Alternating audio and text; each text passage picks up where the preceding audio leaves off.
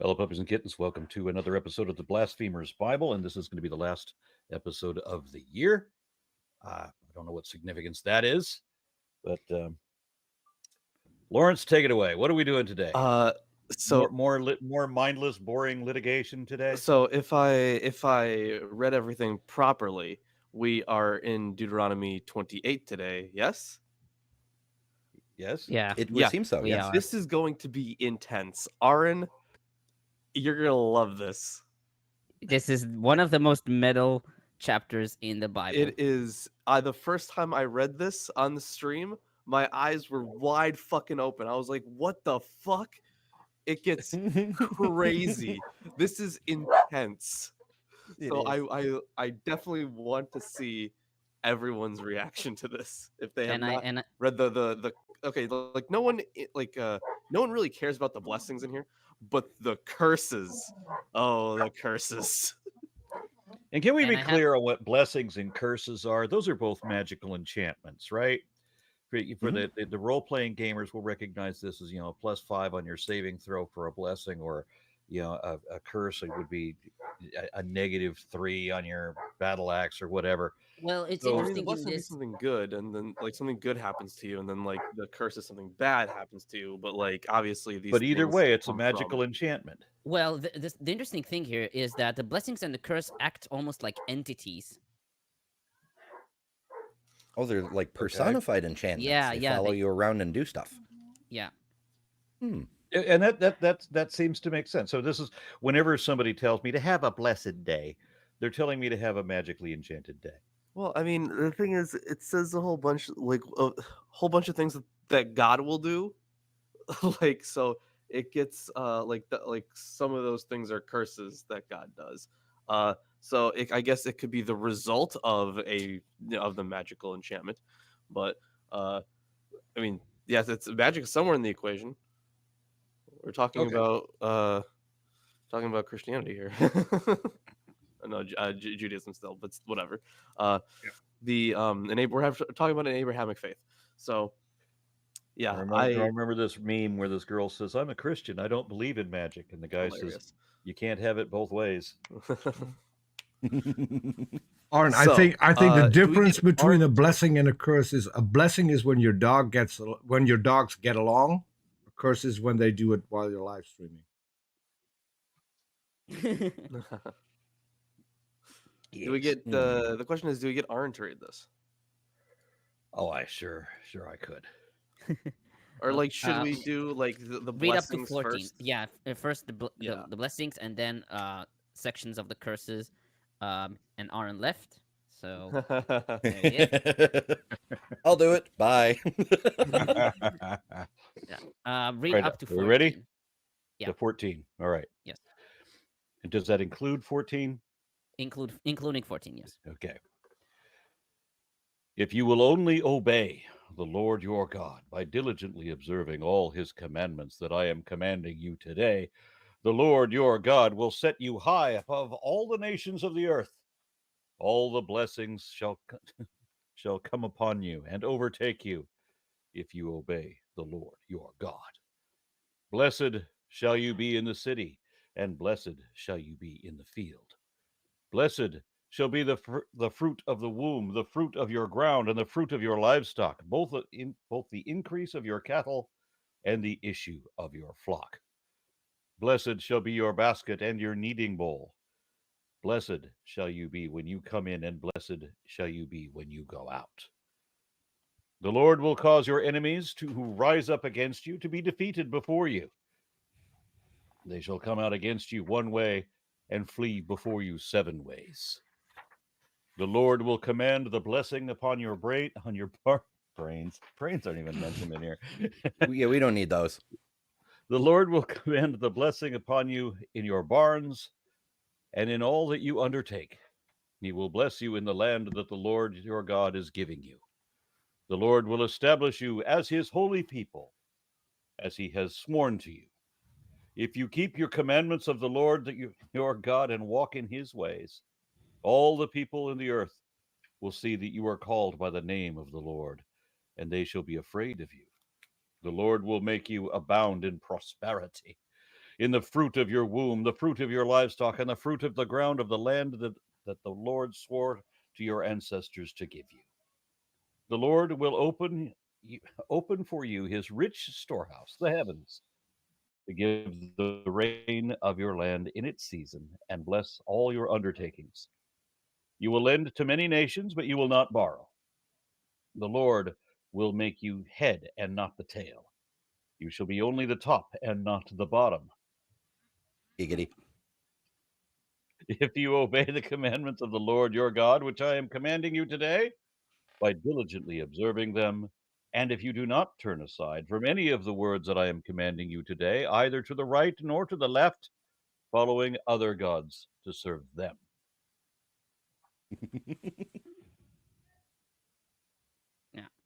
Only right or left, though.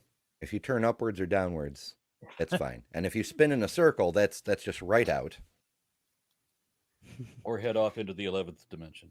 So I don't really have much for the blessings, but I do have a thing for when we get through the curses and the relationship to the Treaty of Asaradon, but I left that upstairs, so I will be right back.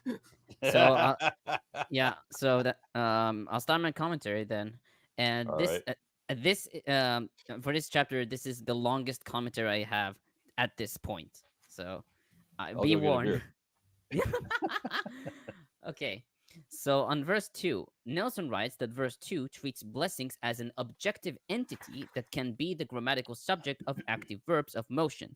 Compare verses 15, 22, and 45. Tigay writes, this manner of speaking probably originated in personification of these forces as agents that God holds back or releases in accordance with Israel's behavior, as seen in 2 Samuel 24, verses 16 to 17, 2 Kings 19:35, Zechariah 5, verses 1 to 4, etc. Actual personification is found in Exodus 12:23, where the agent of the 10th plague is called the Destroyer, and in Psalms, where destructive and protective forces are both pictured as messengers, in Hebrew malachim, usually rendered as angels. Deuteronomy avoids actual personification, but it illustrates the forces at work and sees them as beings subordinate to God. Makes On sense. Yeah. On verse 4, the young of your livestock. This phrase is omitted from the Septuagint and Targums Pseudo-Jonathan. Tigay explains that these words are redundant based on the continuation of the verse. Nelson and Wevers think that the Septuagint's omission is due to haplography. McCarthy, however, notes that in verse 18, the Masoretic text and all the translations lack this phrase. It could be argued that the Septuagint's vorlage at verse 4 is the earlier text, matched by the Masoretic text at verse 18. On verse 5, Septuagint reads, blessed be your storehouses and your reserves, which is incorrect since taneacha means your basket, as we've seen in 26:4.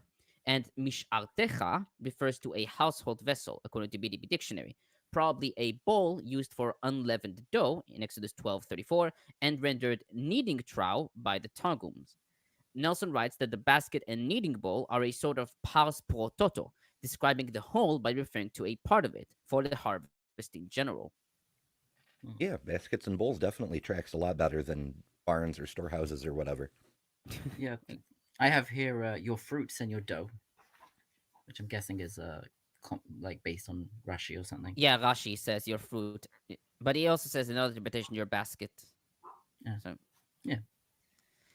On verse 6, various interpretations were given to this verse. In the Talmud, Bava Metzia 107a and Rashi, they read, for your departure from the world will be without sin, like your arrival into the world. Targums Pseudo-Jonathan reads, blessed shall you be in your coming into your houses of instructions, and blessed shall you be when you go out to your affairs. Ibn Ezra writes, you shall be successful in all that you do. Bechol Shon Chizkuni render, you will be blessed when going into war and coming out of war. Nelson, Lundbom, and Tigay tend to favor Ibn Ezra's interpretation. The reference is to all coming and going, i.e. the activities of daily life, as seen in Psalms 1:1-8. Yeah, I think this verse in particular is used in like certain prayers or something. It's definitely more familiar than any of the other ones. On verse 7, flee from you in 7. Ibn Ezra writes that 7 here should not be taken literally, and it designates a large number, as seen in 1 Samuel 2:5, Isaiah 4:1, and Proverbs 24:16. Rashi comments, this is the way the panic-stricken flee, by scattering in every direction. It's weird that they picked 7, though. Like, why, if it's arbitrary, why that specific number? Why not 10, for example?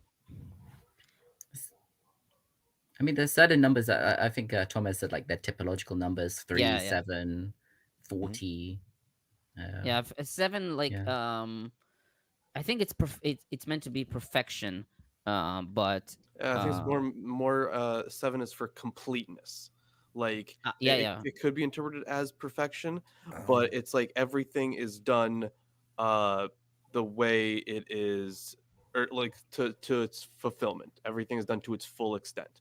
So yeah, but it can also denote sometimes large numbers. Yeah, and probably in this case, it's similar to how we would say like every which way. Yes, I get it. Numbers have a meaning similar to how some words take on meanings that aren't technically their definitions. The number takes on that concept in addition to a value. Mm-hmm. Yeah. Now on verse 10, you are called by the name of the Lord. Tigay comments, they will see that you are the Lord's people, in Hebrew, Am Yehovah, that he is your Lord and protector. Compares 2 Samuel 12:28 and Isaiah 4:1. The linkage between God's name and protection is expressed in prayers that appeal to God for protection on the grounds that the supplicant is called by his name, as seen in Jeremiah 14:9 and Daniel 9:19.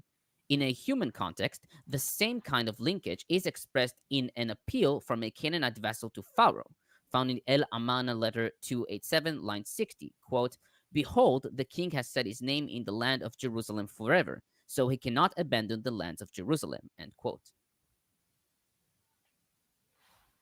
And finally, in verse 12, as noted in Deuteronomy 11:17, the Old Testament speaks of Yahweh's heavenly storehouses, in which are kept the rain, snow, hail, wind, and thunder. Ambrose argued that the rain is the word of God that falls in the soul and makes it fruitful. Ed Nelson writes that the second half of the verse refers to individual Israelites lending to individual non-Israelites. And that's it for this part. I do have a little thing on verse 9. I want to maybe like read it out. More or less, it takes a commentary of Maimonides, and then it takes, but then there's also a little bit extra on top of that from Menachem Mendel Schneerson, who is a Hasidic rabbi who actually kind of has a bit controversial these days because his followers sometimes see him as a messianic figure. So the Messiah. Some of them are like, oh, he is the Messiah, he didn't die, or some will say he's coming back. It's interesting. There's a joke about like his like what's the closest religion to Judaism, or like is Chabad is the closest religion to Judaism. Okay, so what does the commandment of walking in his ways, which we just read in verse 9, teach us that we do not already know from the requirement to love your fellow, which is in Leviticus? So Maimonides explains that the key focus here is that we are commanded to emulate the Almighty as much as possible, i.e., when we act in a manner of graciousness, compassion, or benevolence, it should not be merely out of an ethical imperative or for the general benefit of society, but rather in an attempt to resemble God. I'm a bit confused as to how believers read anything of the Old Testament, especially, and say, let's try to be like God. Let's try to be nice. Yeah. Where the fuck is he nice? So this is the cherry on top. Practically speaking, this will ensure that a person will not allow himself to become emotionally carried away to an extreme. For in attempting to emulate God, one will always be conscious of the need to balance one's attributes, like God, whose qualities of kindness and severity are in perfect harmony. Oh, what bullshit.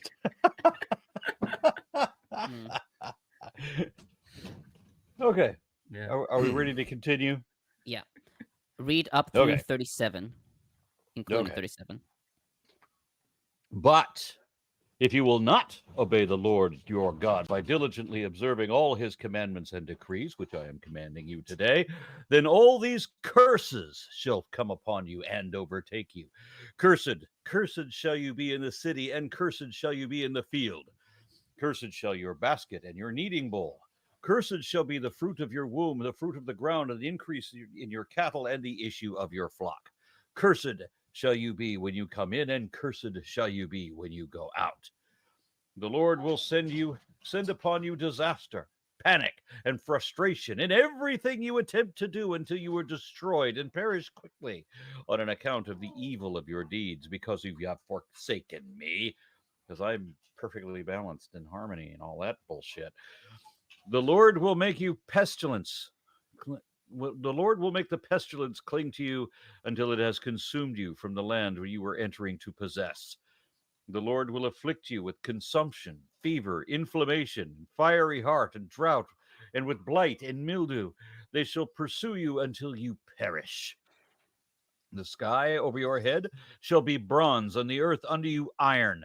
The Lord will change the rain of your land into powder, and only dust shall come down upon you from the sky until you are destroyed.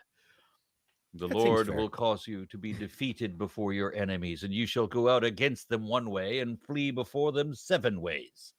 You shall become an object of horror unto all kingdoms of the earth. Your corpses shall be food for every bird of the air and animal of the earth. There shall be no one to frighten them away. The Lord will afflict you with boils of Egypt, with ulcers, scurvy, and itch, all of which you cannot be healed. The Lord will afflict you with madness, blindness, and confusion of mind. You shall grope about at noon as blind people grope in darkness, but you will be unable to find your way. And you shall be continually abused and robbed without anyone to help. You shall become engaged to a woman, but another man shall lie with her. You shall build a house, but not live in it. You shall plant a vineyard, but not enjoy its fruit. Your ox shall be butchered before your eyes, but you shall not eat of it. Your donkey shall be stolen in front of you and shall not be restored to you. Your sheep shall be given to your enemies without anyone to help you. Your sons and daughters will be given to other people while you look on, and you will strain your eyes looking for them all day, but be powerless to do anything. A people whom you do not know shall eat up the fruit of your ground and of all your labors, and you shall be continually abused and crushed and driven mad by the sight that your eyes shall see.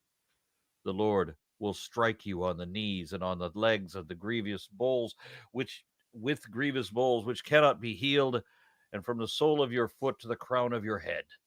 The Lord will bring you and the king whom set over you to a nation that neither you nor your ancestors have known, where you shall serve other gods of wood and stone. You shall become an object of horror, a proverb, and a byword among all the peoples where the Lord will lead you. That's how far you want Pretty me to go, standard right? stuff. Yeah. Pretty Yes. standard stuff. So Yeah, far, yeah. so far And- it's and- standard. It gets crazier, by the Yeah. way. Okay. Yes, But it is. It is. so far, We it's keep- actually standard. This is Yeah. par of the course for Yeah, for God.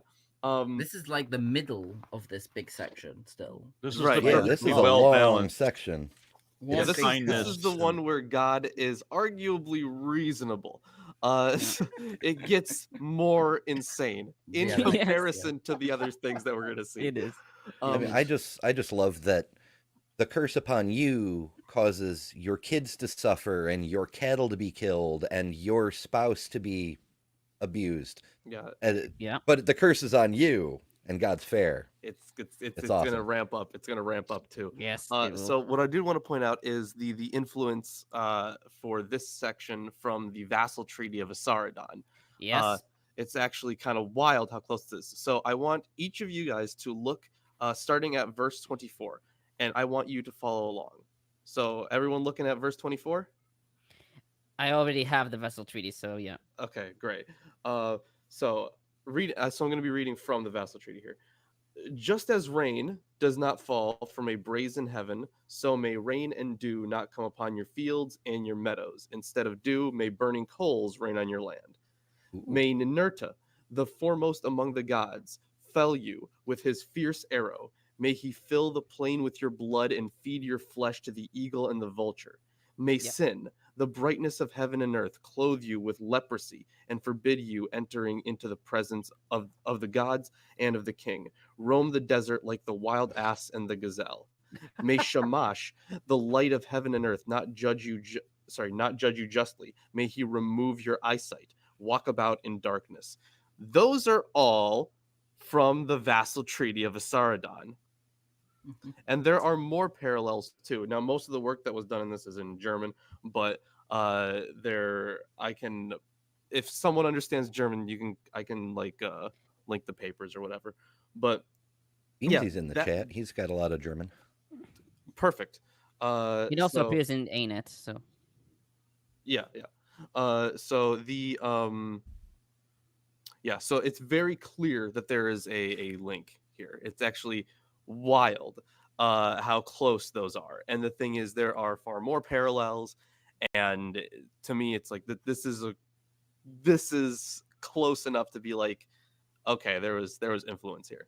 This was clearly after the Assyrian invasion, where you have the vassal treaty of Asaradon already extant, and then you kind of have the Hebrews here flipping it on their heads, instead applying it to their own people with their own god. Yeah. You're muted, Arn.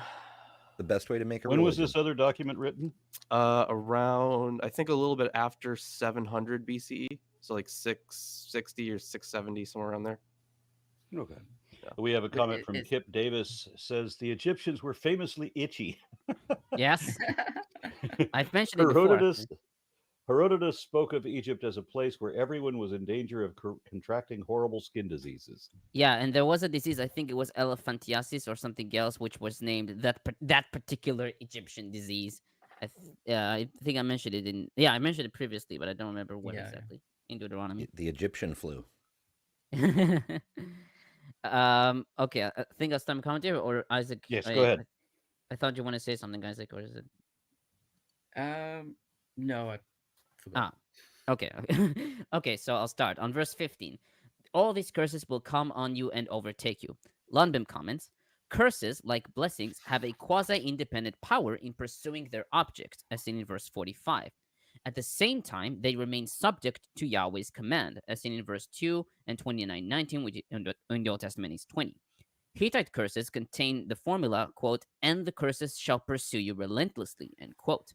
Similarly, in the Code of Hammurabi, quote, may they, i.e. the curses, quickly overtake him, end quote. Chaim Tawil says that the Sephire and Sachadon curses refer to the gods letting loose pestilence, plague, lions, snakes, beasts of prey, and swarms of insects. And he believes this same meaning is conveyed in the Hebrew verb shalach, send, as seen in Deuteronomy 7:20, Leviticus 26:25, Jeremiah 8:17, etc. The Old Testament contains many examples of personified curses. The agent of the 10th plague in Egypt is called the Destroyer in Exodus 12:23, and death very often takes on human or angelic form, as in Hosea 13:14, Habakkuk 2:5, Job 18:13, etc. In Jeremiah 9:20, which is 21 in the Old Testament, death, like a thief, enters through house windows. So we shouldn't have windows? Yeah, basically. On verse 18, That's as good. I noted in- hated the outside anyways. Just put garlic all around the window. You'll be fine. Fair enough. On verse 18, as noted in verse 4, the term the young of your livestock is not found here, but the Samaritan text includes it. On verse 19, McCarthy notes that this verse is omitted from 4Q Paleo Deuteronomy R and is the only textual witness to omit this verse. She notes the opinion of Eugene Ulrich, who suggested either that this omission is since it occurs in a series of curses introduced by Arur, curse, or that the reading is original and the curse of verse 19 is merely a generic addition. On verse 20, curses, confusion, and rebuke. In Hebrew, it's hame'era, hamehuma, hamigaeret. I think I think I've read Mikra correct. Yeah, that's right. Mik'eret. Yeah. The first term, me'era, is derived from aleph resh resh, to curse, as in BDB dictionary, like aru, cursed he, in verses 17 to 19. Septuagint and Rashi read lack, Vulgate famine, Targum Onkelos and Peshitta ruin, Samaritan text bitterness, and Targum Pseudo-Jonathan curse your wealth. The second term, mehuma, means tumult or confusion, as seen in the Peshitta, Targums, and BDB dictionary. However, Septuagint and Vulgate read hunger, and Ibn Ezra, a state wherein one cannot finish what he has started. Go figure. The third term, migeret, is a hapax, possibly from the root gimel ein resh, to rebuke, according to Vulgate and BDB dictionary. Septuagint reads exhaustion, Sadagon and Tigay obstruction, and Targums frustration. On verse 22, the first two plagues, shachefet, wasting disease, and kadachat, fever, that's all in the NIV, are found in Leviticus 26:16. The third item, daleket, is a hapax and is derived from dalet lamet kuf, to burn, and commonly rendered inflammation, as in the Targums, KJV, and JPS. Rashi reads hotter than the kadachat, the fever. Ibn Ezra reads a fever which comes every third or fourth day. And the fourth item, charchu, is a hapax, and according to Tigay, the word probably derives from the root chet resh he, which means heat or burning, and could refer to fever, as seen in Job 30:30 and Psalms 102:4. Charring vines in Ezekiel 15 verses 45, or parched land in Jeremiah 17:6. Rashi reads a disease whereby the fever penetrates throughout the body, causing constant thirst. And the fifth item, cherev, literally means sword. This seems unusual considering that the list contains diseases. Some took it as referring to murder, like the Septuagint, army attacks, Rashi, or kept it as it is, like Targums and Peshitta. More likely, however, is to read it as chorev, drought, as in Vulgates and Sa'ad Gaon. This is agreed by traditional commentators like Ibn Ezra, Bechosho, Chizkuni, and Abravanel, and by modern ones. McCarthy writes that the vocalization of cherev as sword in the Masoretic text may have been influenced both by the presence of dever, pestilence, in the preceding verse, and by the main verb nun chaf he, which often has the sword as its complement. The last two terms, shidafon and yirakon, are plant diseases, as seen in Amos 4:9 and Rashi, while some, like Ibn Ezra and Tigay and Nelson, suggested that they can refer to human diseases. Lundbom disagrees. He writes that shidafon refers to blight, as in the Septuagint, and yirakon is probably mildew, according to BDB dictionary. On verse 23, Lundbom notes that this imagery is found in Jeremiah 1:18, 6:28, and 15:12, and in Leviticus 26:19, where the images are reversed. In Deuteronomy, abundant rain depends upon Israel's keeping the commandments, as seen in 11:8 through 11. Verses 25 to 24. Sorry, 24 to... Sorry. Sorry, 23. Isn't it the one with the where it says that copper exudes moisture? Isn't that Rashi? Yeah, probably Rashi. I'm saying like that's like the explanation for it. Why it says the sky will be like copper. Yeah, and he also says rain. that. Yeah, he also says that this curse was specifically given by Moses, and not by God. Okay. Yeah. Interesting. Yeah. On verses 24 to 25, Nelson notes that the images of these verses are paralleled in the same order in the Vassal Treaty of Esarhaddon 63 to 64. Quote, may all the gods who are named in this treaty tablet reduce your soil in size to be as narrow as a brick. Turn your soil into iron so that no one may cut a furrow on it. Just as rain does not fall from a copper sky, so may there come neither rain nor dew upon your fields and meadows, but let it rain burning coals in your land instead of dew. Yeah. So you weren't kidding. This chapter is metal. The ground Yes. is iron, the sky is copper. Yeah.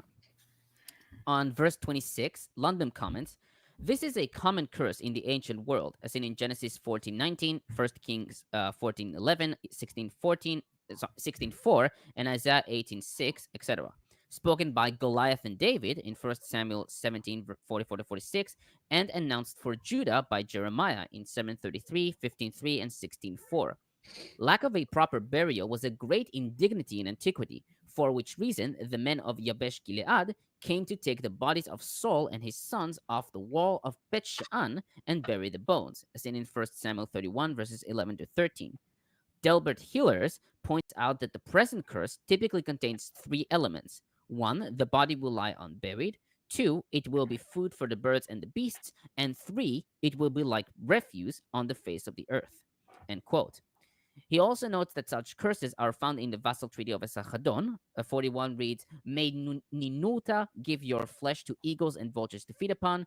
And 56, "May the bellies of dogs and pigs be your burial place." Now, on verse Damn. 20, yeah, exactly. On verse 27, tumors. The Hebrew, so there are two versions of this. So the Hebrew in the Ketiv, what is written is afalim, and in the Kerei, what is read is tchorim. The Kerei and Ketiv are also found in 1 Samuel 5, 6, 9, 5 verses 6, 9, and 12, and 6, 4, and 5. The Arabic cognate afal refers to a tumor in the vulva or anus, according to BDB Dictionary, but also to swellings and other symptoms in the anal area, according to Lundbom. Ibn Ezra writes that afal also means hill, and so they are called afalim because they are hill-like. McCarthy writes that afalim was probably considered an offensive word and was replaced by the term tchorim, which means hemorrhoids, which was more euphemistic. She quotes from Talmud Megillah 25b, quote, "Our rabbis taught, whenever an indelicate expression occurs in the text, we substitute a more polite one in reading," end quote. The Septuagint omits the conjunction between boils of Egypt and afalim, reading "an Egyptian boil in the seats," i.e. buttocks, according to McCarthy. Semachus reads, "as regards the hidden parts," Vulgate, "the part of the body by which dung is cast out," very explicit. Targums to Jonathan, "tumors that blind the sight," interpreting the verb afal as to obscure or make dark. If only they figured out the other meaning of ass earlier on. Exactly. Now, on the festering sores, in Hebrew, garav, this item has been discussed in Leviticus 21, so I'm not going to read it here. The itch, in Hebrew, chares, which is a hapax. Lundbom notes that the term is generally taken to be a scab disease, as seen in Targum Pseudo Jonathan, or a skin disease which causes itching, as seen in the Septuagint, Targum Onkelos, Sadigon, and Ibn Ezra. Rashi renders boils that are dry like ceramics, in Hebrew, cheres. That might derive from there. On verse 28, blindness, in Hebrew, ivaron. Tigay and Lundbom take it as referring to metaphorical blindness, denoting confusion or disorientation, as seen in Isaiah 29, verses 9 to 10, 8 and 18, Zephaniah 1:17, and Lamentations 4:14. Lundbom notes that the metaphorical blindness is well attested in extra-biblical texts, such as the Babylonian creation story and Vassal Treaty of Esarhaddon 40, quote, "May Shamash take away your eyesight, walk about in darkness," end quote. Abravanel, however, takes it as a physical, psychosomatic blindness caused by hysteria from enemies. On verse 30, can't you get this blindness just by staring at Shamash too long? Maybe that is where it came from. On verse 30, shall lie with her. I'm using the KJV here. In Hebrew, it's yeshegalena in the ketiv and yeshekavena in the kerei. The verb shagal is considered an indecent term for sex, also denoting to violate or ravish in BDB. Rashi and Ibn Ezra derive it from the word shagal, which means concubine, as seen in Psalms 45:10 and Nehemiah 2:6. The NIV is more explicit, rape her, and JPS, enjoy her. The kerei, yeshekavena, shall lie with her, appears in the Vulgate, Targums, Samaritan text, and Semachus. Septuagint and Peshitta read, shall have her.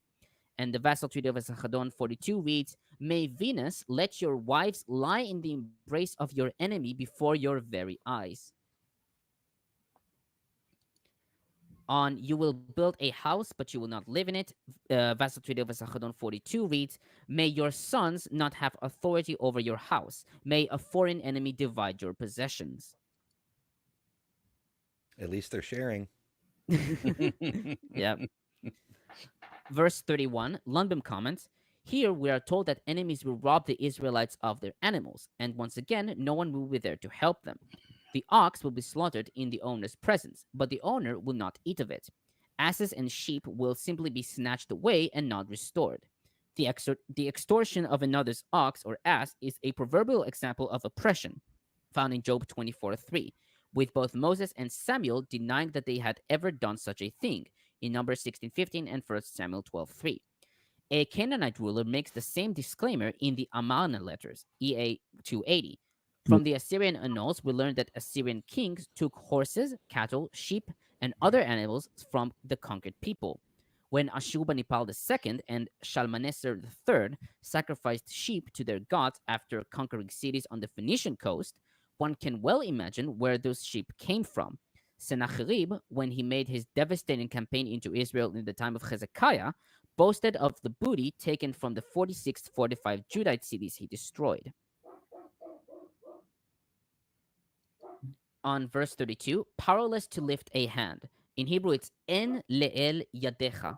And Tigay comments, en le'el yadecha is the negative form of the idiom yesh le'el yadecha.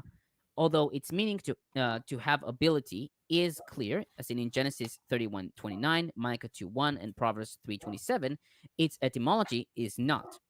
Medieval Hebrews, like Ibn Janach and David Kimchi, generally assume that el comes from the stem aleph yud lamet, meaning to have power, and that the idiom stands for yesh el leyad, i.e., so and so's hand has power. Another possibility is God or a God has control and so's hand of so and so's hand, enabling so and so to, etc. Some modern scholars believe that the key phrase in the idiom is El Yad, the God of the hand, or the God who stands or goes at one's side, meaning the spirit behind one's ability, or one's protective deity. If so, the full idiom means the God of so and so's hand slash at so and so's side has the power to, etc. In that case, the idiom would be a survival from a pre monotheistic stage of Hebrew. On 35, knees and legs with painful boils. Nelson writes that the boils express full-blown misery, compare Job 2:7. Lundbom notes that some suggested that the disease described here is elephantiasis, which was native to Egypt and is said to break out on the knees and legs. Tigay notes other suggestions on universalized eczema, smallpox, and psoriasis. On 36, the king you set over you. Tigay comments, the wording, it borders on saying the king whom you insisted on having, reflects the same disparagement of the monarchy that is found in 17 verses 40 to 20. Although Deuteronomy permits the establishment of a monarchy and insists that the king be chosen by God, it sees that very institution as an improperly motivated human innovation. The prophet Samuel, after establishing the monarchy, expresses the same attitude, quote, well, the Lord has set a king over you. Here is the king that you have chosen, that you have asked for, end quote, in 2 Samuel 12:13. The people had insisted on a monarchy in order to defend the nation, and the present verse shows how futile that hope will be if the people sin. Compare Hosea 13 verses 10 to 14 and Lamentations 4:20. Perhaps the wording reflects Hosea's complaint about humans crowning the king and not God in Hosea 8:4, but that seems far-fetched. Which is interesting because, like, from a messianic perspective, like, oh, there must be a king for the Messiah to come and stuff like that. It's like, doesn't the Bible seem to be like a bit against the idea of there being kings? But yeah, it kind of back and forth. Well, the thing is, it's very explicit in the Deuteronomistic history. Like it's like God's all like, listen, I wasn't gonna give you guys a king. That's a bad idea. But if you want one so much, fine, kind of thing. It's like, see where that gets you. Yeah, and I'm done with this part. Okay, anybody else have any other comments on this before we move on? I wanted to say, Hey, you're prior- back. kept having audio issues. I'm like, no one's letting me speak, and it's my mic. So I just thought that it was really interesting how, like, many of these curses are the product of disobedience to God's law and idolatry and so forth. And some of them, not all of them, but some of them are the curse actually benefits their neighbors, surrounding nations, invasions, loot, right, whatever. So it's like, if you're punishing them because they're worshiping other gods, your people are being idolatrous, but then as a result of that, you're benefiting other nations that are worshiping other gods too. Like, how does that seem fair? Yeah, the moral issue in that kind of thought is really weird, right? And how they deal with it is kind of dumb. So in their ideology, it's like, okay, if we fuck up, we need to be punished, and the reason we were punished is because we fucked up, right? And God sends out the Babylonians to be the punishment for Israel, but then God punishes the Babylonians for punishing Israel, and I'm like, how is no one seeing the moral problems here? That this is his. He even says that they were his own tool, basically, and there's such a moral issue there to punish the tool for doing exactly the thing that you set it out to do. Wild. I think I've mentioned this before, but there is, like, I think the rabbinic explanation for that is, like, God intended for someone to do it, but it was kind of like this specific nation volunteered. Maybe it was like the ministering angel of that nation volunteered, and therefore that's why they're being punished. Ridiculous. Yeah, it's very stupid. You almost have to make sense of it from, like, polytheistic, or, like, something where there's actual other gods that are involved in this as Yeah, well. I guess that would be the only way in which it even kind of makes sense under a polytheistic worldview. Yeah, that's probably where the I guess where ministering angels of nations comes from. It probably comes from an older polytheistic idea of each nation having their own god. Yeah. And as Kip Davis points out, this makes so much more sense when people realize that the biblical writers never assumed that Yahweh was the omni-God. There were always other gods in the mix. Yeah. Mm-hmm. Yeah. In fact, the emphasis on the name of, and translations will obscure this with the word Lord, because when you read the word Lord, and when the word Lord comes out in the New Testament, it's taken on a different nuance. Usually, it's something related to Jesus, him being, the anointed Christ. But Lord certainly is the name here, and it's the name among other names. Mm-hmm. I think Asherah God would have is done very a better job. Jehovah, Yahweh, whatever his name is. He's very concerned about other gods. Whereas if he were the omni-God, how could he possibly be bothered? All right, Because so his name we is got- jealousy, which is also a sin, but never mind that. Yeah, I've noticed that God is without sin, but he's encumbered with 7 of the deadly ones, with half of the 7 deadly ones: vanity, jealousy, vengeance, and wrath. All right, are we ready to continue? I think so. To where? 57. 57. Yeah. Okay. You shall carry much seed into the field, but shall gather little in, for the locusts shall consume it. You shall plant vineyards and dress them, but you shall neither drink the wine nor gather the grapes, for the worm shall eat them. You shall have olive trees throughout all your territory, but you shall not anoint yourself with the oil, for your olives will drop off. You shall have Oh, no. sons and daughters, but they shall not remain yours, for they will go into captivity, because children do suffer for the sins of the fathers. All your trees and your fruit of the ground the cicada shall take over. Aliens residing among you shall ascend above you higher and higher, while you shall descend lower and lower. They shall lend to you but you shall not lend to them. They shall be the head, and you shall be the tail. All these curses shall come upon you, pursuing and overtaking you, until you are destroyed, because you did not obey the Lord your God by observing the commandments and the decrees that he commanded you through the clergy that seeks all this power. They shall be among you and your descendants as a sign and a portent forever, because you did not serve the Lord your God joyfully and with gladness of heart for the abundance of everything. Therefore, you shall serve your enemies, whom the Lord will send against you, in hunger and thirst and nakedness and lack of everything. You shall put an iron yoke on your neck until he has destroyed you. The Lord will bring a nation from far away, from the end of the earth, to swoop down on you like an eagle.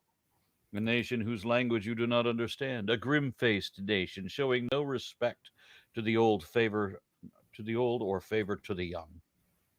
It shall consume the fruit of your livestock and the fruit of your ground until you are destroyed, leaving you neither grain, wine, and oil, nor the increase of your cattle and the issue of your flock, until it has made you perish.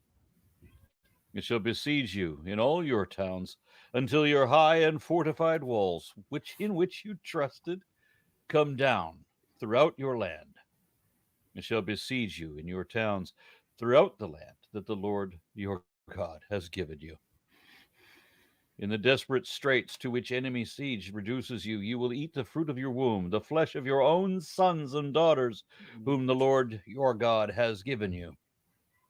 Even the most refined and gentle of men among you will begrudge food to his own brother, to the wife whom he embraces, to the last of his remaining children, giving none of them any of the flesh of his children whom he is eating, because nothing else remains in him. In the desperate straits to which the enemy's siege will reduce you all in your towns. She who is the most refined and gentle among you, so gentle and refined that she does not venture to set the sole of her foot on the ground, will begrudge food to the husband whom she embraces, to the son, and to her own daughters, begrudging even the afterbirth that comes out from between her thighs and the children that she bears, because she is eating them in secret for lack of anything else. In the desperate straits to which the enemy siege will reduce you in your towns. What a nice man. Yeah, What a fucking reasonable wild. man. Like, you're gonna eat your children. It's damn. And not only that, but like I think later on in this chapter he's gonna say like something about him, like God's going to enjoy like doling out these punishments. So Well, not so only just is he gonna cannibalism. make you eat your children, he's going to enjoy making you eat your children. Cannibalism by divine command. Yep. Yeah. What a Yeah. loving creator. Yeah, And it's so not only enough to does he just endorse- destroy you. He's got to fuck with you first. A lot. So not only does he endorse abortion in Numbers 5, but here he also endorses post-birth abortions and cannibalism. I wonder if he made them drain out the blood of the people so that they would have a kosher human meal. Maybe. All right, I got a couple of comments here before we jump into it. Eric Wander says, the idea that God has time to curse you in every way possible, but doesn't have time to save children with cancer or present good evidence of his existence is beyond ridiculous. And then Kip Davis adds, it is interesting, though, that Yahweh was uniquely Israelite. Also, that the Israelite writers were aware that Yahweh was not native to Canaan. He was an invading, occupying power. Yep. And then Satan 616 says, so God doesn't want to meddle with human free will, but will force you to do as he says by threatening with curses. I think no apologetics work here. This reminds me of the scene out of Free Guy where the guy says, I can do whatever I want to do. And the girl puts a gun to his head and says, oh, yeah, the choice is totally yours. Exactly. It's one of my favorite scenes in all of cinema. I need to go for a couple of minutes, but I'll be back. Okay. Okay. All right, are we ready to continue? I have commentaries, unfortunately. Yeah, we know that Isaac is a bastard. Okay, boy. so on verse 38, Lundbom writes that the shift from dispersion abroad to bad conditions, I saw Peter, at home. I'll repeat that. Lundbom writes that the shift from dispersion abroad to bad conditions at home reflects the situation in 597 BCE, when Nebuchadnezzar took Judites into exile, but left behind a remnant to face war, famine, and disease, until the nation was destroyed, as in Jeremiah 24:10. Similar curses are found in ancient Near Eastern texts, such as the Vassal Treaty of Esarhaddon 47, quote, "May locusts, which diminish the land, devour your crops," end quote, and Sephirah Treaty 1A 27, quote, "For 7 years may the locust devour, and for 7 years may the worm eat," end quote. And Tel Fecherie statue in lines 30 to 32, quote, "May he sow, but let him not reap. May he sow 1,000, but get 1 sutu in return," end quote. And I guess sutu is a kind of currency, a low one. On verse 42, swarm of locusts, in Hebrew it's tzilatzal, which is a hapax. Lundbom writes the word probably derives from the root tzadik lamed lamed, to tingle or quiver, suggesting a name that is onomatopoeic, the wings making a tingling sound. Isaiah 18:1 describes a land which has, quote, "noisy winged insects," end quote. In Hebrew, tziletzal knafim. The Septuagint reads rust fungus, interestingly enough, and Sa'ada go on butterflies and other creeping things. Gersonides wrote that it is a worm. On verses 45 to 46, Nelson comments, structurally, verse 45 serves a dual purpose. On the one hand, it concludes verses 15 to 44, in that verses 44 to 45 repeat the language and themes of verse 13, and thus bracket the material in between. At the same time, verse 45 introduces a new section with an altered perspective. Now, transgression and punishment are no longer only possibilities, but sound like foregone conclusions.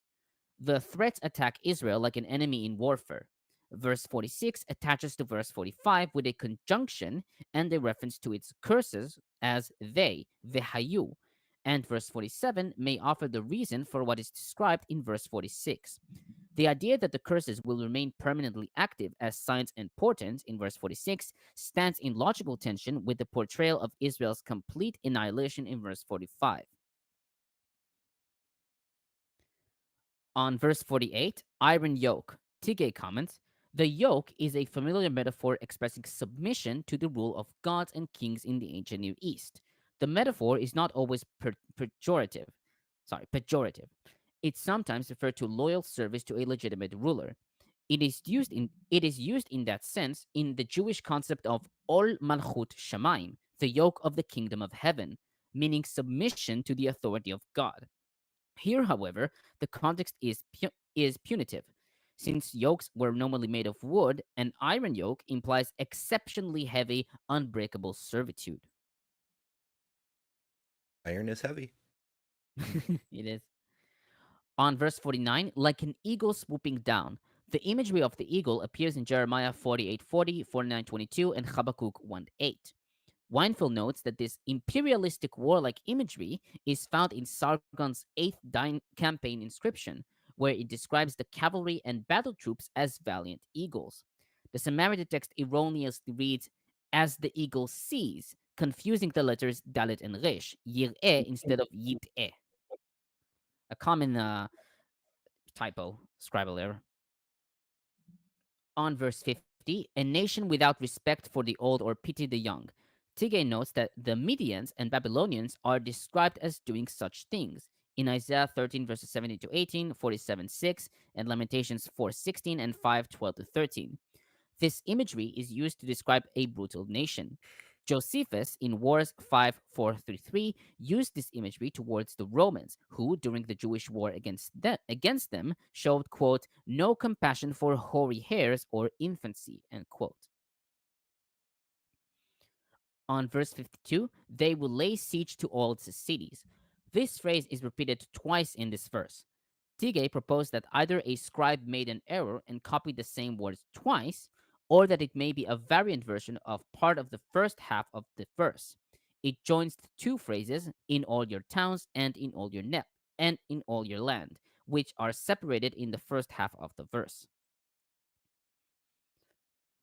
On verse 53, you will eat the fruit of the womb. The Vassal Treaty of Zachadon 47 reads, may a pregnant mother and her daughter eat the flesh of your sons.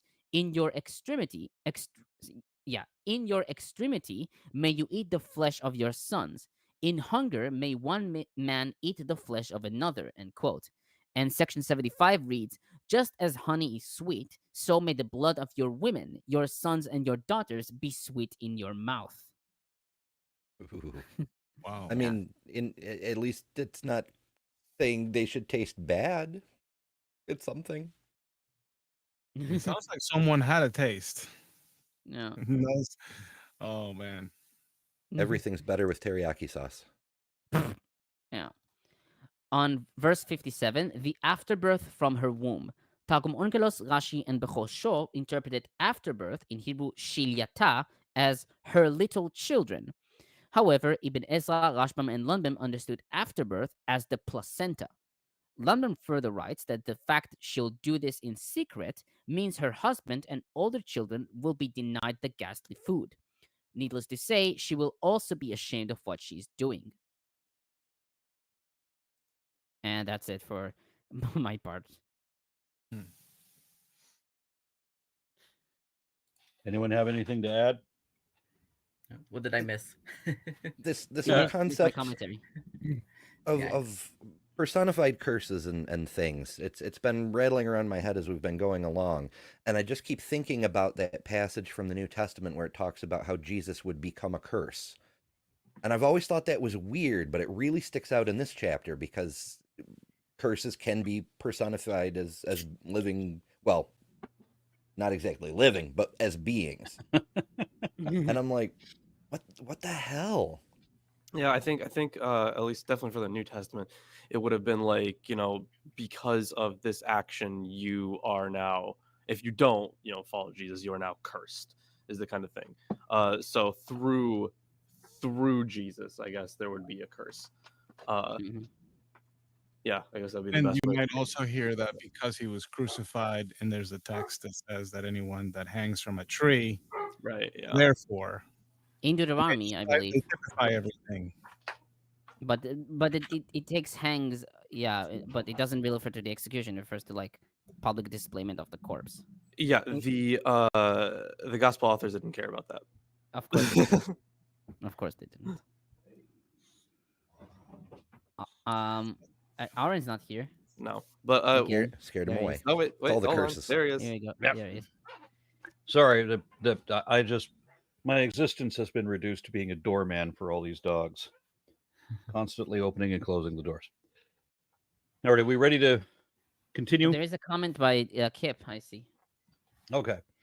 All right. Kip adds that the LXX translators sometimes did not know what they were doing, which is why it is ridiculous to think, like Gerken, that the Hebrew Bible was written by the same people who translated it into Greek. Yeah. That's odd. His historical model is fucking wild. He dates everything to like after 300 BC, and I'm like, that's so fucking late in the game.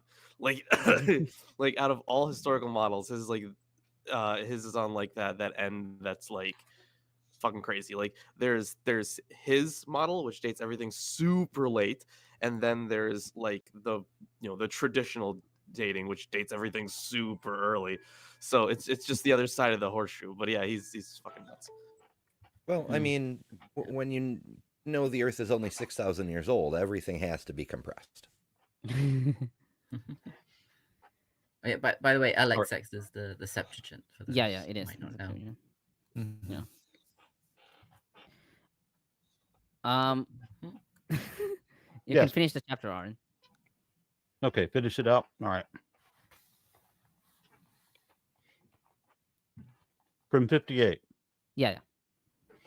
All right. If you do not diligently observe all the words of this law that is written in this book, fearing this glorious and awesome name, the Lord your God, then the Lord will overwhelm both you and your offspring with severe and lasting afflictions and grievous and lasting maladies.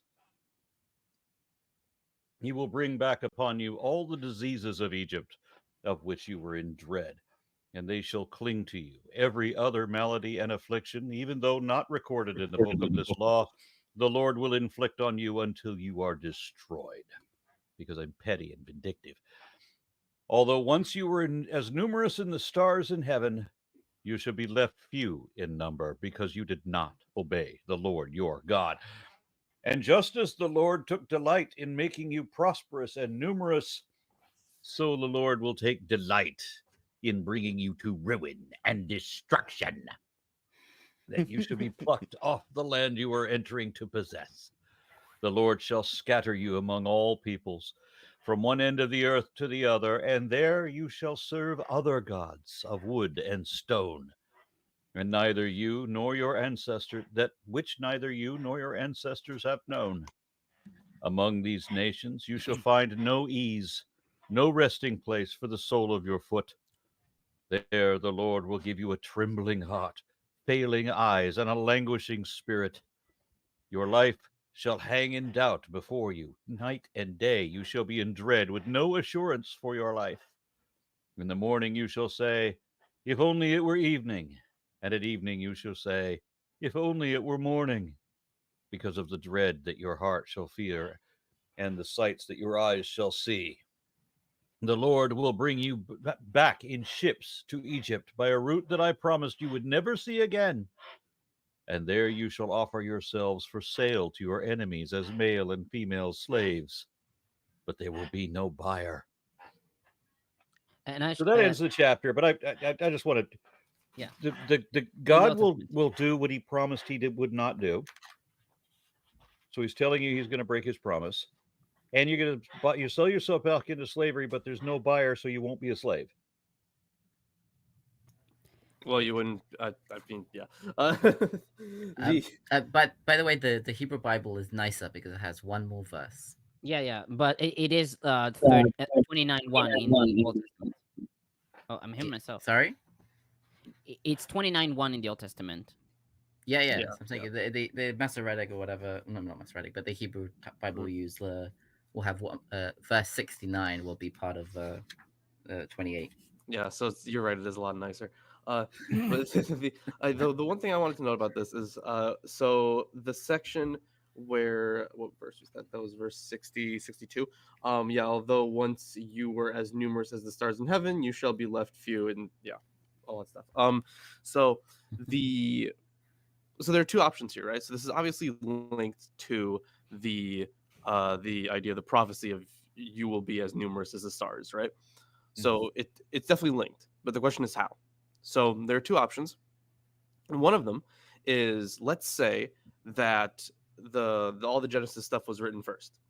At this point in time, at the time Deuteronomy was written, they thought that had already been accomplished, that they were already as numerous as the stars. The second option is that this was written first, and then in order to say that they had once been this great nation, they kind of wrote it as if it was a prophecy, and because this would be like an assumption of that prophecy already being fulfilled. So those are two options for it. This is just something I was like while we were reading, I was like, oh, that's something I hadn't noted before, but I feel like there has to be some kind of link there, like textually speaking. There must be. It's too specific not to be. So it's just an interesting, I don't know, benchmark, I guess, to think about the order that these things were written in and how they viewed it. So maybe something I will return to, but just something to take note of.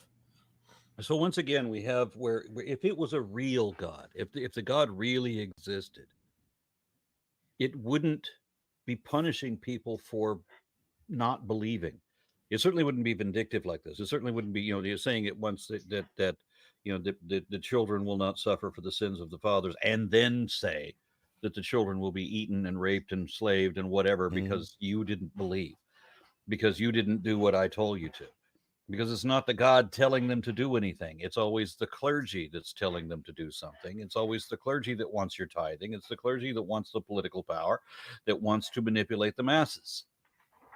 it's just I have a hard time understanding how. I guess it's an emotional need for people to have an authority ruling over their lives, and they don't think that they can have morality or independent free will or anything without that.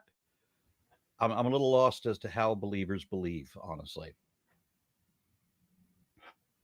It's the ghost gets in their chest and like tells them it's true, or that's what William Lane Craig says. So I don't know. I've never been possessed by a ghost.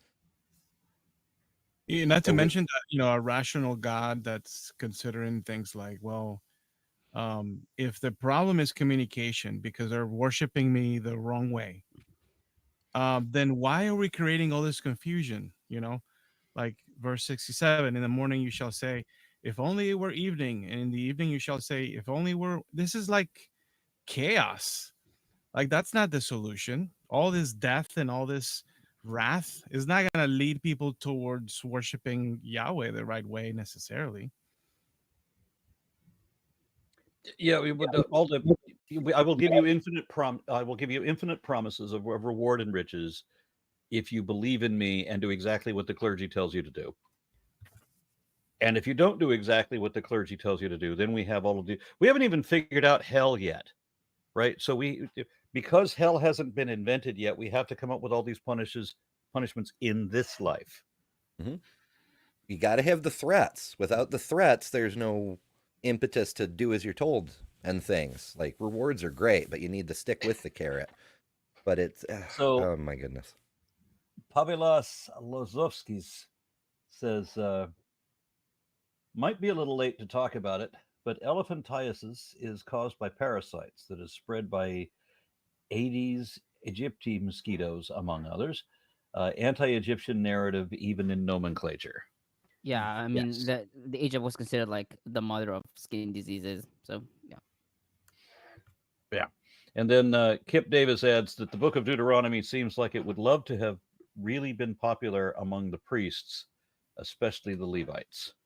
Yeah, I mean, all the reference to like preserve the Levites, or like being the Levites being in like the part of the poor and needy list. I don't know if that is related, but And also yeah, the I think it will for be. the land. Well, I would considering say. all the stuff that they would give to the priests, Yeah. and considering they didn't get an inheritance other than God. Yeah, maybe I guess Yeah. it would be under poor and needy. If written during a time when the Egyptian empire had already kind of began or already declined altogether, it's easy to point back to history. See, you see all these things that can happen to a nation will happen to you unless you do this or that. Mm-hmm. We got to threaten at every level. I'm still curious how any religious person knows they're not being tricked by a demon. Well, the holy thing and the ghosty inside me said I'm not. Right, but if it's a demon, it would say that, wouldn't it? So how do you know? That's like when I asked my mother when I was a really little kid, which is the true religion? And she says, well, ours is, of course. And I remember thinking, of course she would say that. Of course. Yeah, right.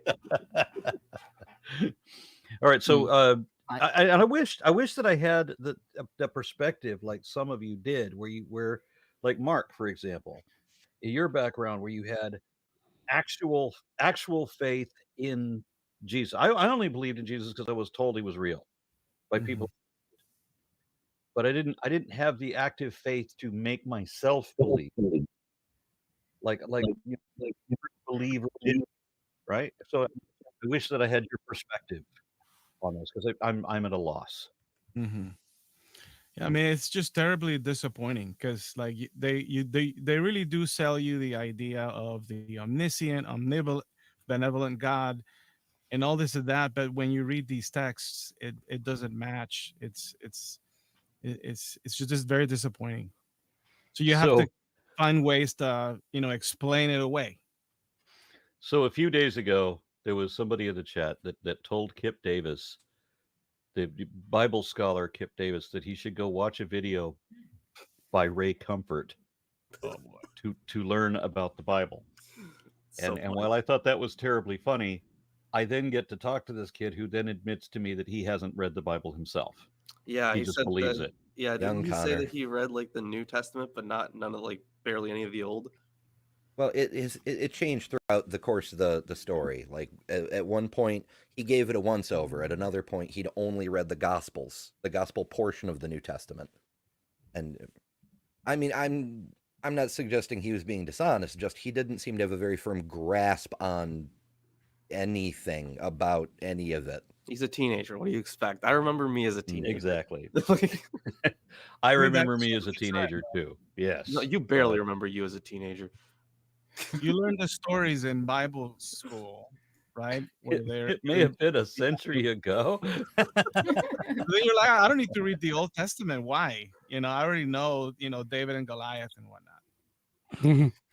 I got you. Okay, so then the Muslim apologist says, I'm a bit. I mean, I'm Israeli, but I'm a bit miffy about this comment. It is a weird one. Yeah. okay, well, somebody shared it. So am I reading it or Yeah. not? Yeah, you read it. All Sure. right, so Deuteronomy says, Deuteronomy 28 says, Israel will be blessed and conquer their enemies. To this day, Israel has outlived all those ancient infidels. This chapter about has the people, been by proven the by way. history. Yeah, Is the what? Israelites. He's talking of the people of Israel rather than a specific country. Although he did Yeah. end it with a little flag, but that's Yeah, which is but weird it's because he's a coming. Muslim apologist, but seems to be like Yeah, because if you took this as theological proof, that would prove Judaism is true, and therefore Christianity and Islam are false. Also, just to be clear, so if we're talking about the blessings, sure, but then if we look at the curses, this is like Yeah. if you do X kind of situation.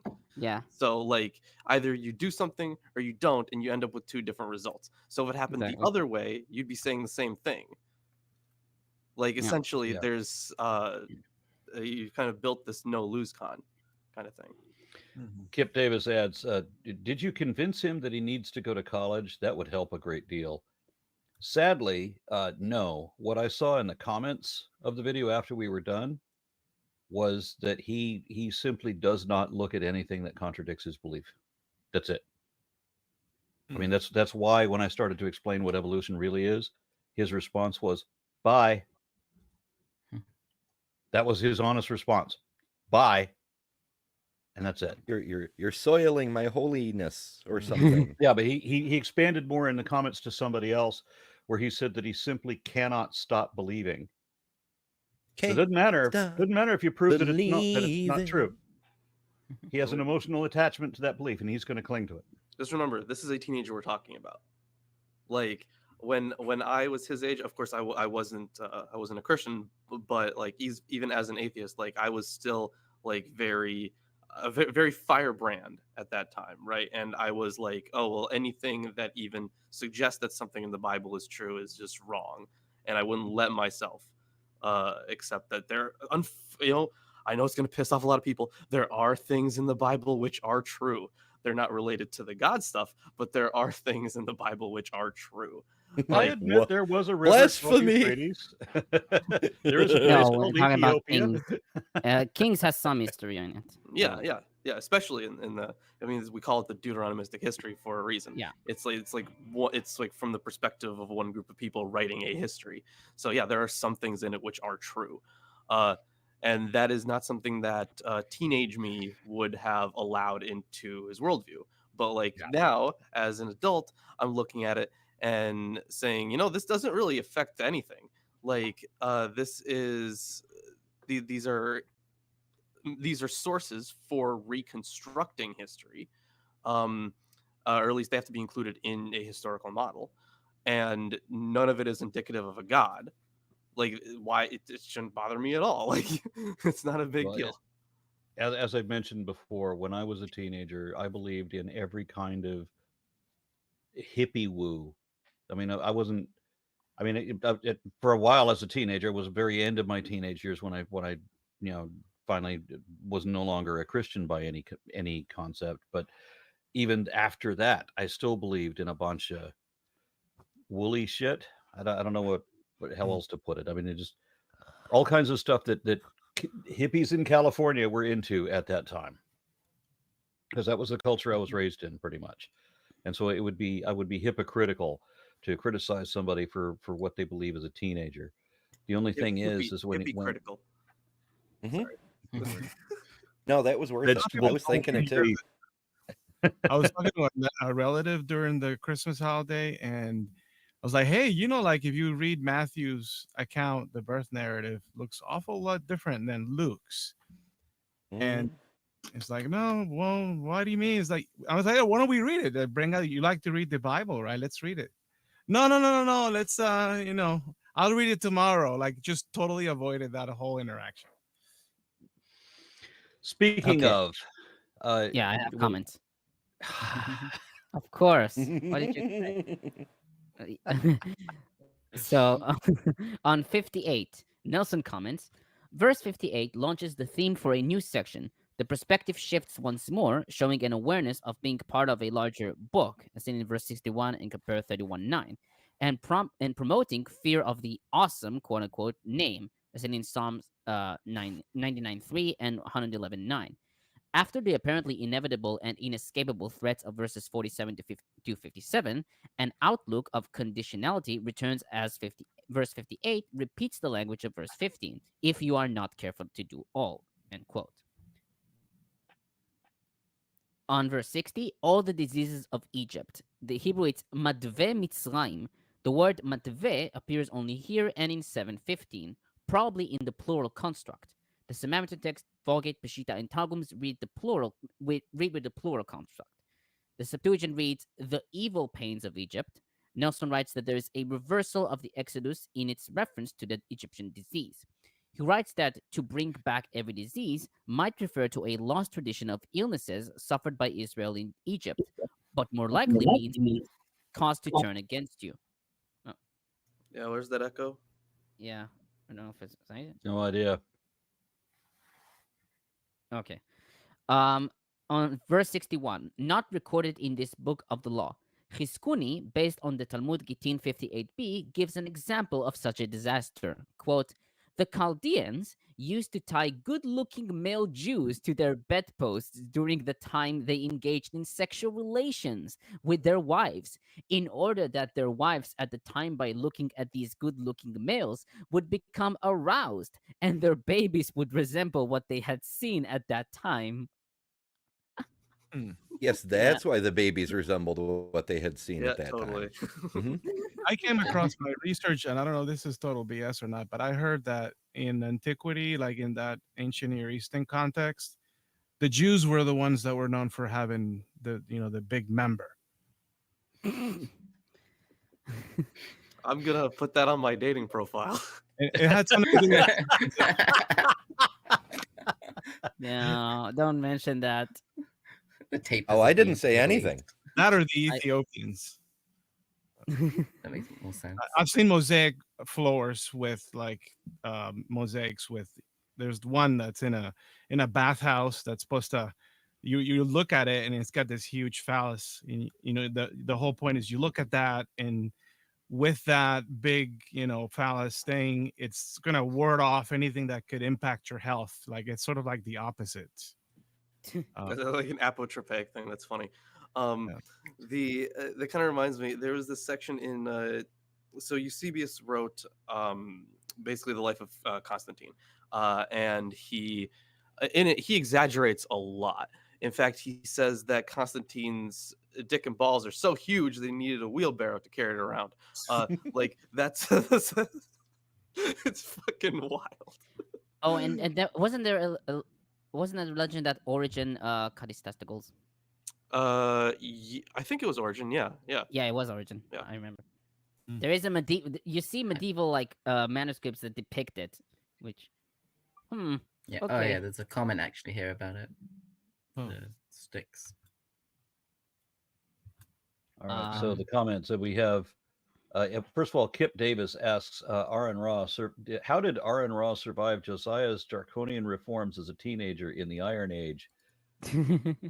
See, once that'll be funnier when Aaron knows what Josiah's reforms are. Yeah, probably, but right now it's just the assumption that I'm that old. Yeah. Yes. He had to proclaim he was a Nazarite. And Zacchaeus says that sounds like Genesis 30 again. with the striped sticks and sheep/goats. Yes, it does. Yes. What you look at changes your babies, which is further proof that how humans are genetics animals. works. Okay. My son's mother used to make the joke that the reason that my son has this warped sense of humor is because she was watching a marathon of Peter Lorre movies in the last week before he was born. Brother Johnny says, what's your take on theists realizing that they cannot justify their belief in the supernatural and going after non-theistic worldview instead? I mean, I feel like this is a fairly common defense mechanism, but even like the thing is, this kind of goes. I've seen this go both ways, right? I've seen theists and atheists kind of attack the enemy when their beliefs are pressured that way. So there's actually a good reason for that, just like evolutionarily. So if you watch Vsauce's video, The Future of Reasoning, it's really good. I really suggest it, kind of like how and why people reason and what that means exactly, and how that changes like in the moment when you're talking to someone. By the way, I think that when it kind of boils down to it, through a very Socratic method way of dealing with things, none of us actually know anything. So instead of like justifying or proving, which is kind of like a big deal, it's more about like is something reasonable? Is what we believe reasonable? Is the greater question, because like because proof only exists in math, right? So we'll never get to that kind of point, but we can still have reasonable conclusions. And like I have heard theistic arguments that like on the face of it they seem reasonable. Like I could get how in the ancient world, when you didn't know what the fuck was going on, you didn't know how everything got here, it would be reasonable to conclude, I guess, that something else created it all. Sure, but I guess that kind of goes to each person's, I guess, how skeptical each person is and what they're willing to accept. Well, there's trickery in it too. Like a lot of the professional apologists set it up as a false dichotomy.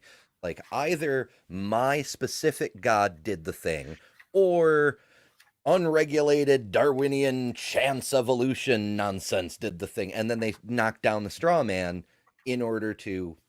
Therefore, it's only reasonable to conclude my God did it. I haven't presented any proof for my God, but this alternative, which I'm going to say is the only alternative, if you don't think about it too hard, is clearly not true, so mine must be true. Yeah, it was always a surprise to me when people bring up the notion of agency in just everything. That how does a thing happen? Anything happen? Nothing can ever happen unless somebody wanted it to happen. If I let go of my keys and they fall to the floor, it's because God wanted to pull them down to the floor. Yeah, and that illusion of agency kind of goes away as we learn more about the world. So while I don't think we will ever have a conclusive answer on, and by when I mean, I really do mean conclusive. When I don't think we'll have a conclusive answer on whether or not there is a God. I think that I am reasonable in my conclusion that there is not one. So the thing is, like, it kind of depends on who you're talking to, right? There are some theists who did arrive at their conclusion reasonably, but they're also usually not the people that are going around and like preaching doomsday type shit. Like they're also usually not the crazies. They're more of like normal people. So yeah. Then SJL says, how do you imagine the Israelites at the time of this book claimed to be would look on modern Jewish people? Makes me think of how sure apologists are that the Bible never changes. Oh, this is a fun one. So we have referenced him before, Nahum Sarna. So in his book on Psalms, he half the introduction is not half of it, maybe like a couple pages, but it's spent talking about how far modern Jews have strayed from like the law of God and how he's really butthurt about it. So that's just his view, which is part of the reason I don't like him. I think he's an asshole. So I used him on Exodus, so yeah. Yeah, that's just one opinion though. But I'm sure, Yeah, I'm sure Tomer probably has more insight on that. yeah. I mean, they were like, "Why are you not sacrificing? That's how you please God. Like, what the fuck are you doing? That's completely wrong." Yeah, I would say there's quite a big spectrum of Jews, and I imagine that they would probably see themselves more in like the more Masorti, conservative, traditionalist Jewish people rather than the ultra religious or reform. But yeah, I mean, I don't know what their take would be on like, oh, there's no temple, how do things change because of that? But they might, I'm sure, like, I mean if you look at the Pharisees, they might look at modern Judaism with I guess a kinder eye maybe than the other groups. I guess for me, as a former Christian, I'd be easily convinced of like, well, look, the Jews don't have a temple, and they haven't had a temple for over 2,000 years. That must be evidence that God has moved on and has done something new with Jesus. And I don't know how to think about that now, but what do you guys think about that? How do you see that? Was that ever come across? I think it's basically like I don't know if that's correct, but they see it like as a punishment from God, like the destruction of the second temple, and basically they just went like, okay, we'll do it without a temple. Yeah, I mean, when they were in Babylonia, they didn't have a temple, and they would have developed practices and stuff. So they would have already had this idea of, oh, when in exile things are different. Yeah, they transferred a lot of the stuff from the temple to like home practices. Yeah. Okay, so then Kip adds, are we going to be doing Deuteronomy 29 today? And we only have a half hour left unless we extend, and I'm okay with extending because we were going to be doing that anyway. Oh, okay. If everyone's cool with that. So, I'm personally fine. Question. So on, I still have commentary on 28. Just right. There's that. Also, so Thank you, Peter. so next week, right? On Saturday, right? Because we're not doing Tuesday. Yeah. So Starting my masters. So yeah. Yeah. So on Saturday, since we're doing an extended show, right? I don't think we should get into Deuteronomy 32 on that day. Yeah. That's I going to personally take a lot of time. Yeah. I think 32 is a lot more. Right. Yeah. Right. And I don't remember what the comment was, but Kip Davis says, I'm currently working on a book about ancient Israelite religions that will answer this question. Oh, that's great. Oh, okay. So I assume that's what the ancients would think of today's cultures. That would make sense. I think if we do like a 3-hour show next week, and we could easily do 29, 30, and 31. Right, that's what I was thinking. Yeah. Yeah. So maybe we should just, if we want to do three, we normally do two chapters per show. If we extend today's show, we would do 2 chapters in this show. Right, but if we, since we're already doing extended show on Saturday, right, 3 hours, we can easily get in those next 3. Yes. All right, we'll do that then. We'll just drop off with this one. Okay. And I guess we're all finished then. No, I still have commentary. No. I'm not finished. Thank you, Peter, for the 3rd, 4th time. No. Okay. Kip Davis says he is coming for Deuteronomy 32. And also, I did get, I'm going to message you, Aaron, if you don't have it, Chrissy's email, because she also agreed to be on for Deuteronomy 32. Ooh. Oh, that's fun. Yeah. That's going to be a whole show. Yeah. I mean, it's a big chapter. And it is. There's a lot of stuff to talk about, and Chrissy has done stuff. Chrissy has done some incredible work on the chapter as well. So we're doing 29, 30, and 31. Yeah, next Next week. week? Yeah. Okay. Okay, so Next year?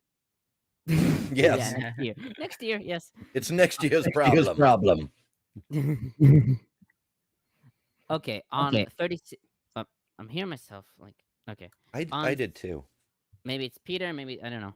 It's Okay. just because you're epic Not me. Uh-huh. and that when you speak, there's an echo. Okay, I see. Okay, on 63, the words for pleased, yashish and yasis, and sas are derived from the root sin vav sin, to be glad or pleased.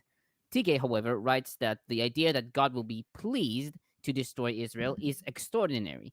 Nelson proposed to read be determined to, as seen in Jeremiah 32:41, and writes that the reading of pleased or delight in may be too emotive. On 65, the Lord will give you an anxious mind, eyes weary with longing and a despairing heart. Lundbom comments, a quivering heart, in Hebrew lev ragaz, could be fear, as seen in Targums Pseudo Jonathan, Rashi, and compared to 25 and Exodus 15:14, but appears here to be to result from intense grief, as seen in 2 Samuel 19:1, which is 1833 in the Old Testament. Cried out eyes, in Hebrew kilayon einaim, are eyes exhausted from weeping, as seen in verse 32. The expression da'avon nafesh was translated sorrow of mind in the KJV and a languishing soul in the RSV. Targum Onkelos reads a despondent spirit. Despondent. Okay. Where it was thought to denote a wasting away of life due to anxiety or some other cause. Septuagint reads a life wasting away. Da'avon is a hapax in the Old Testament, derived from the root daled aleph bet, meaning to languish or become faint, as seen in Jeremiah 31:25. But the idiom is now said to mean dryness of throat, a physical symptom of depression. Nefesh can mean neck or throat, and da'ava means it is dried up in Psalms 88:10, which is 9 in the Old Testament. On verse 66, you will live in constant suspense. Athanasius, in the Incarnation 35, writes, perhaps you have heard of the prophecy of Christ's death. You ask to learn from Moses what is set forth concerning the cross. Not even this is passed over. It is displayed by the holy men with great plainness. For first, Moses predicts it, and that even with a loud voice, when he says, you shall see your life hanging before your eyes and shall not believe. But, I mean, if something were hanging before our eyes, like, that's a thing that we should be exposed to. And then if we don't believe, it's justified to say so. But you got to show us first. Is this a fantasy of yours? On Mine verse- is the one Tom I said earlier with the bedposts. Oh God. They have whole websites devoted to that kind of thing. And on verse 68, the Lord will send you back in ships. Nelson proposed that these ships, quote unquote, may refer to galleys transporting the international slave trade, as seen in Amos 1:9, Joel 4:6, which is 3:6 in the Old Testament. Lundbom, however, rejects this, since the survivors will not be brought to Egypt as slaves. Rather, they'll offer themselves as slaves once they arrive. He further writes, Donald J. Schley Jr. cites a reference from the Annals of Ashurbanipal, in which the Assyrian king, who at the time controlled sea traffic in the eastern Mediterranean, compelled 22 kings and their armies, by sea and by land, to, quote, take the road to Egypt, end quote. Schley thinks the present verse is best understood in the context of Assyria's dominance of the Syro-Palestinian mainland, the eastern Mediterranean seaboard, and the islands of the sea during the first half of the 7th century. Judah then was an Assyrian vassal, and Judites could have been brought to Egypt in ships by Assyrians at their good pleasure. Yeah, I think it's this verse as well that is used by Black Hebrew Israelites as a proof that the descendants of the slaves that came to America are the true Hebrews or something like that. I don't know if it's maybe, it sounds like it's this verse, but it might be some others. But yeah. I got into an argument with them once upon a time in Manhattan when I was all alone, and I know that one of their bragging points was that people would never face them alone because they're so scary. And so when I was alone walking in Manhattan and I see them, I had to go confront them, and I wish that I had a recording device just to prove that I was there.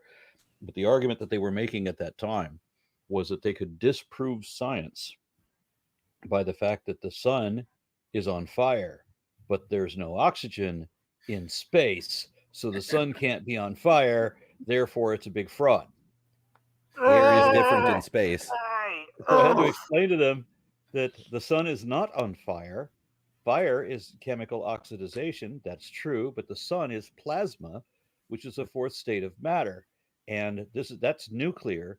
And they wouldn't buy it. They told me that I'm full of shit. I'm like, you all have cell phones on you. Pull one out. Look up plasma, fourth state of matter, and you'll be able to verify it right now. Nobody's going to pull out their cell phones because they know they're full of shit. Mm-hmm. And so they turned around, turned their backs to me, and kept ranting, but in the other direction. So that they could just ignore me. I want to scream into the void. Yeah, am I right in thinking that there's a connection between Black BHI and the Nation of Islam, or is the like, Black Hebrew Israelites Israelite and the Nation of? I wouldn't say there's much connection. No, because they're Christian, right? The Black Hebrew Israelites are pretty much. I don't actually know. Probably. I'm Okay. fairly certain, honestly. Like that's such a very this very recent history kind of stuff. So I don't care too much about recent history. Okay, my final comment on this chapter is no one will buy you. Tigay, citing Rabbi Meyuchas ben Elijah, writes that so many Israelites will attempt to sell themselves that the market would overflow and they won't find any buyers. Bechor Shor notes the irony in this situation. The Egyptians, who once refused to release the Israelites from slavery, now will not accept them as slaves to ease their suffering. He writes, the Egyptians will say, even if you give them to us for free, we shall not have them. Our fathers enslaved them, but suffered every plague and drought in the sea because of them. End quote. Mm-hmm. You know, those Egyptians famous for keeping records about how they were plagued by those Hebrews. Like, it's all over the walls, isn't it? Mm-hmm. Somebody puts in a quote, and I would bet that he actually said this. This is attributed to Matt Powell. Jess is quoting Matt Powell here in saying the air in space is different from the air on Earth. Mm-hmm. He sure did. I would bet that Matt Powell really said that. There's clips. I can That's I can why confirm he's that the Arndt. winner of the 2023 Golden Crocodile. He said that during a debate with Jackson Wheat. That man is profoundly stupid. The thing is, like, okay, so it's at this point, right? Because like Earth's atmosphere does extend, right? It just gets like it's a gradient, right? So it gets less and less pronounced, until we're at a point where we call space, right? But like saying that go further it's than that. different, like the thing is, first of all, he doesn't fucking know that, right? Like, so like if he did, then it would almost make sense, but not quite. It still wouldn't quite make sense. Also, yeah, the Earth's atmosphere, like even in like the most general term, whatever, never goes as far as the sun. So maybe the moon. There is right, yeah. Yeah, at a certain point, you'd say, well, if there's an atmosphere, it would be the sun's atmosphere in that region of space. Yeah. Yeah, and somebody asked in the chat, what's the definition of air? And that is specific to Earth, the invisible gaseous substance surrounding the Earth, mixture made mostly of oxygen and nitrogen. You can have air on, I guess technically, if you use a colloquial definition, you can have air on Mars too, in which you still have nitrogen. But we're not talking about an atmosphere of any kind in space. You can find traces of practically everything in space, but only in very, very, very slight traces. Even hydrogen is only in very, very slight traces. Yeah, nothing in you would space. call an atmosphere. It's at that point. Yeah. Yeah, I guess you could say air is like atmosphere that is sufficiently thick to. Well, it's got to be measurable. I mean, one Yeah. hydrogen atom every mile or so. Yeah, like would we call the atmosphere of Venus air? Because it's not air in the way we think of it. It's not transparent. It's not breathable. It's a air- tremendous amount of pressure. I mean, you could call it air, but would you think of it as air instinctively? You know? No, because air is it's a very human construct from a very human perspective. So it's like it's the stuff that we breathe here on this planet. Okay, continue, please. Yeah, I finished my commentary. You finished your commentary. Oh no. Yeah. However, yeah, thank you, Amber. Yeah, very good. We might as well end the entire year now. Uh-huh. All right. Okay. Yep. Anybody else have anything to say? I Join can this. quote a spark of Hasidic philosophy. Oh gosh, my favorite subject. Way to finish. Okay. The ultimate purpose of the admonition is to lead the Jewish people to repentance. This is alluded to in the concluding curse. God will return you to Egypt. To explain the unique quality of this repentance, the verse continues. There you will offer yourself for sale to your enemies. Through observing the commandments, we can only sanctify and spiritually elevate those parts of the physical world which the Torah permits us to interact with. In contrast, the repentant or penitent elevates all of his prior forbidden interactions with the physical world, and his intentional sins are transformed into merits. This is alluded to by the verse, there you will offer yourself for sale to your enemies. Meaning, in the realms of the forbidden, you will offer yourselves for sale, i.e. spiritually elevate your enemies, i.e. the forbidden entities that you can interact with. And then it says, as slaves and handmaids, in addition to elevating the parts of the physical world which he came into contact with, the penitent also enjoys a substantial spiritual elevation himself as a result of conquering his strong desires. Being a master of self-control, the penitent is compared to a slave who does not initially find his allotted tasks easy, but does them nonetheless with utmost dedication. But there will be no buyer. So Rashi explains this means because they will decree death and expiration upon you, i.e. the penitent manages to kill his obsession with the pleasure of the world, and instead he yearns to expire, to become free from the shackles of physical existence and become one with God. Dun, dun, dun, dun. Oh my. Uh-huh. Happy New Year. Yeah. Happy this year is over. Oh, you think this year was bad? Next year's an election year. Cool. Yeah. A lull before the storm. Of course. All It'll right, be an well. adventure. Yeah. So we're going to be doing Deuteronomy 29, 30, and 31. Yeah. A week from today. Yeah. Okay. I want to once again. I want to thank the team. I'm very happy with all of y'all. What happened to Lilith? We missed her. Wasn't she Still adventuring? wasn't she supposed to be back from the land of the Ingalls by now? I don't know. Probably just She had to avoiding- defeat a dragon on the way. Maybe she's still driving on the Okay. wrong side of the road and missing everything. I don't know. Okay. I really thought she Big was Ben, going to be gone Parliament. like a week. I didn't realize she was going to be gone this long. But all right. We'll see you guys next week then. Thank you so much. Next year. Yeah, Make next sure- year. buddy. Yeah, not make next sure to week, next month, subscribe. next year. to Milwaukee Atheists and join the Discord. Yeah. All those things are very important. If you don't do those things right now, you will die. So go. You will be cursed And where all you the go. plagues, and your soul is in danger. You will eat your children. All right. So you bet. Come to And the you will Discord. never get laid. Yeah, damn straight. So if you want to fuck, you subscribe to Milwaukee Atheists and join the Discord. Happy come New to the Year's. Come to the Discord. We have hot Jewish men tied to bedposts. You can blame Sinai.